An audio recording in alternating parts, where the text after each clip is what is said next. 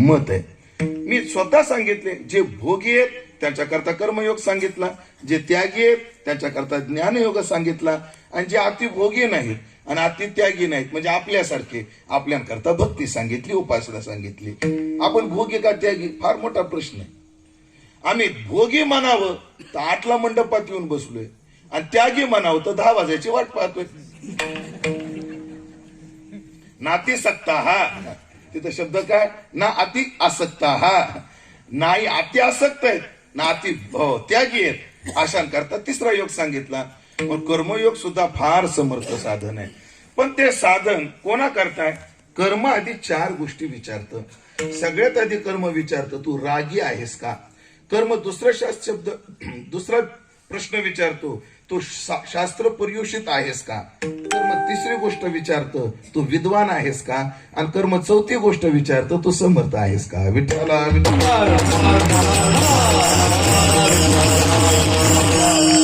कर्मानं पहिला प्रश्न विचारला तू रागी आहेस का. रागी म्हणजे तुला कर्म करायची इच्छा आहे का.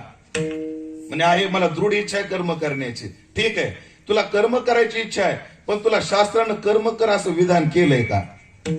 शास्त्र पर्युषित म्हणजे कर्माचं विधान त्या शास्त्राने त्याच्याकरता केलं पाहिजे. मला सांगा, पुत्र कामेष्टी ही इष्टी संन्याशाने करायची का ब्रह्मचार्याने करायची.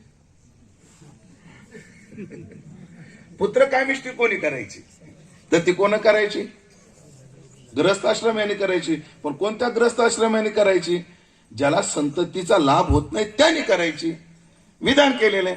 म्हणजे पुत्र कामिष्टी हा छोटीशी इष्टी आहे, बरोबर ना महाराज, इष्टी आहे. आणि ही इष्टी करण्याचा अधिकार कोण आलाय. जो ग्रस्त आश्रमी आहे त्याला.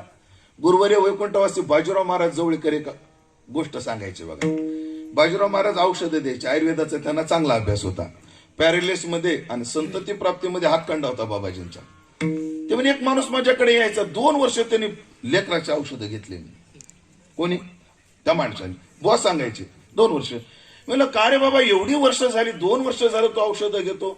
एरवी माझ्याकडे पेशंटला 2दा-3दा चक्र मारली की रिझल्ट येतो. बघा ना महाराज तुम्हीच बघा म्हणे, 2 वर्ष झाली म्हणे मी येतोय, औषधं घेतोय, तुमचे पथ्य पाळतोय, पण लेकरू बाळ नाही म्हणले. बाजीराव महाराज म्हणले पण तू ये कर, मग पुढच्या वेळेस येताना बायकोला घेऊन ये. ते म्हणे मला बायको नाही.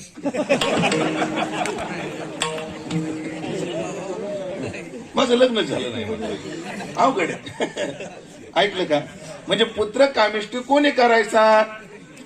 ज्याला संतती प्राप्ती ग्रहस्थाने करायचा. विश्वजित यज्ञ कोणी करायचा.